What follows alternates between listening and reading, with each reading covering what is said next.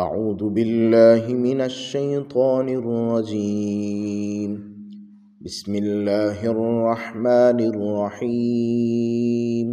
زين للناس حب الشهوات من النساء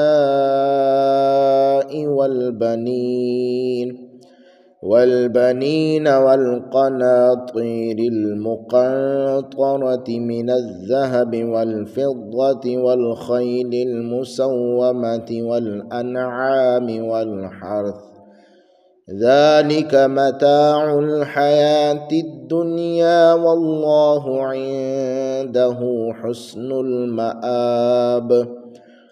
قل أنبئكم بخير من ذلكم للذين اتقوا عند ربهم جنات تجري من تحتها الأنهار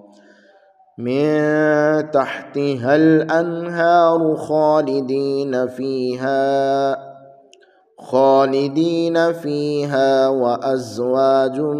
مطهرة ورضوان من الله والله بصير بالعباد. الذين يقولون ربنا إننا آمنا فاغفر لنا ذنوبنا وقنا عذاب النار. الصابرين والصادقين والقانتين والمنفقين والمستغفرين بالأسحار. شهد الله أنه لا إله إلا هو والملائكة وأولو العلم قائما بالقسط. لا إله إلا هو العزيز الحكيم. أعوذ بالله من الشيطان الرجيم. بسم الله الرحمن الرحيم. زين للناس حب الشهوات من النساء والبنين والقناطير المقنطرة من الذهب والفضة والخيل المسومة والأنعام والحرث، ذلك متاع الحياة الدنيا والله عنده حسن المآب. آمنت بالله صدق الله العظيم. رب اشرح لي صدري ويسر لي أمري واحلل عقدة من لساني يفقهوا قولي. آج کا ہمارا درس قرآن شریف سورہ آل عمران کی آیت نمبر 14 سے لے کر آیت نمبر 18 تک ہے۔ اس میں اللہ تعالیٰ نے ہمیں اپنے نظریات کو، اپنی ترجیحات کو، اپنی خواہشات کو دین اسلام کے مطابق منظم کرنے کا ایک ضابطہ بیان فرما دیا ہے کہ دنیا کی جتنی بھی چیزیں ہیں جو ہماری ضرورت کے لیے ہیں،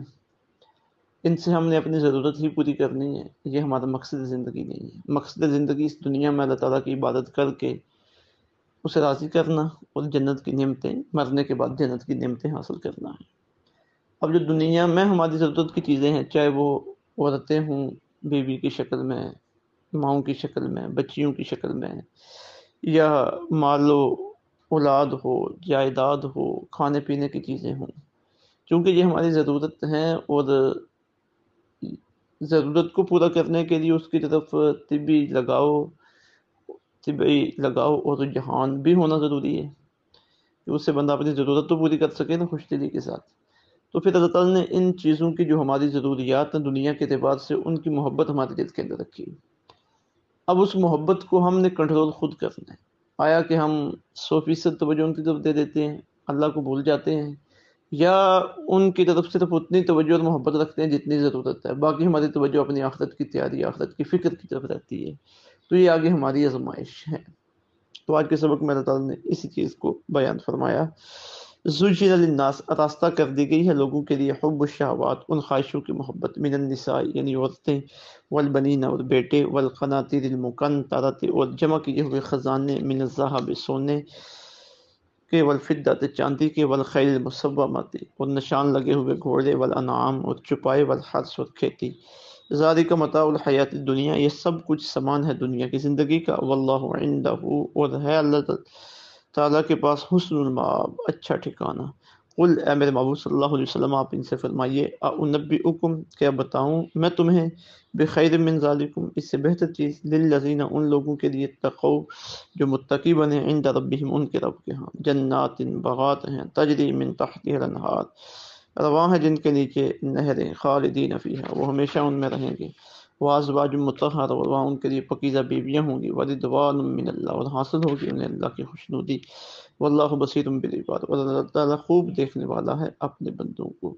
الذین یقولون یہ وہ لوگ ہیں جو کہتے ہیں ربنا اے ہمارے رب اننا آمنا یقیناً ہم ایمان لائے فاغفر لنا ذنوبنا تو معاف کر دے ہمارے لیے ہمارے گناہ وقنا عذاب النار اور بچا لے ہمیں آگ کے عذاب سے والصابرین یہ مصیبتوں میں صبر کرنے والے ہیں والصادقین اور ہر حالت میں سچ بولنے والے ہیں والقانتین اور عاجزی اختیار کرنے والے ہیں والمنفقین اور اللہ کے راستے میں خرچ کرنے والے ہیں والمستغفرین بالاسحار اور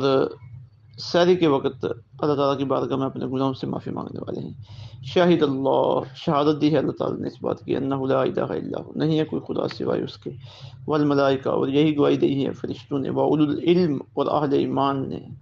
یہ گواہی دی ہے کہ قائما بالقسط وہ عدل و انصاف کو قائم فرمانے والا ہے لا الہ الا ہو اس کے سوا کوئی معبود نہیں العزیز الحکیم وہ عزت والا ہے اور حکمت والا ہے اب پہلی آیت میں اللہ تعالیٰ نے دنیا کی کیفیت کو بیان کر دیا کہ اس میں جو تمہاری خواہشات ہیں تمہاری ضروریات ہیں ہم نے تمہارے دلوں میں اس کی محبت پیدا فرمائی ہے ان چیزوں کی ہم نے محبت پیدا فرمائی ہے اس کے بعد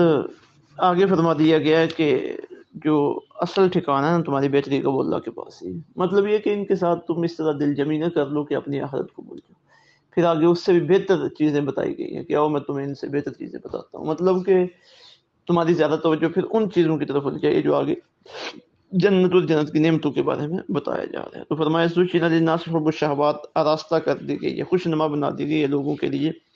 خواہشات کی محبت من النساء یعنی عورتیں والبنین بیٹے والقناطیر المقنطرۃ جمع کیے ہوئے خزانے من الذهب والفضہ سونے اور چاندی کے والخیل المسومہ نشان لگے ہوئے گھوڑے والانعام اور چپائے والحرث اور کھیتی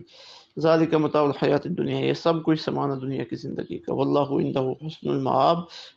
اور اللہ ہے جس کے پاس اچھا ٹھکانہ ہے اب پیچھے ذکر کر دیا گیا کہ دنیا کی چیزوں کی محبت اس طرح تمہارے دلوں کے اندر ہم نے رکھی ہے تاکہ تمہارے لیے ان سے فائدہ اٹھانا آسان ہو جائے کچھ نہ کچھ تمہارا میلان رجحان ان کی طرف رہے لیکن اس بات کو نہیں بولنا کہ جو بہترین ٹھکانہ وہ اللہ کے پاس ہے پھر آگے فرمایا جا رہا ہے قل اعنبئکم بخیر من ذلک اے محبوب آپ ان لوگوں سے فرمائیے نا کہ کیا میں تمہیں بتاؤں اس سے بہتر چیز للذین اتقوا ان لوگوں کے لیے جو تقوی اختیار کرتے ہیں یعنی یہ آگے جو چیز ہے اس سے بھی اگلی یہ ان لوگوں کے لیے جو تقوی اختیار کرنے والے ہیں وہ چیز ہے کہاں عند ربہم رب کے پاس اور کیا ہے وہ جنات تجری من تحت النہار وہ باغات ہیں جنتیں ہیں جن کے نیچے نہریں ہمیشہ جاری رہیں گی خالدین فیہا وہ ہمیشہ وہاں پہ رہیں گے یعنی تقوی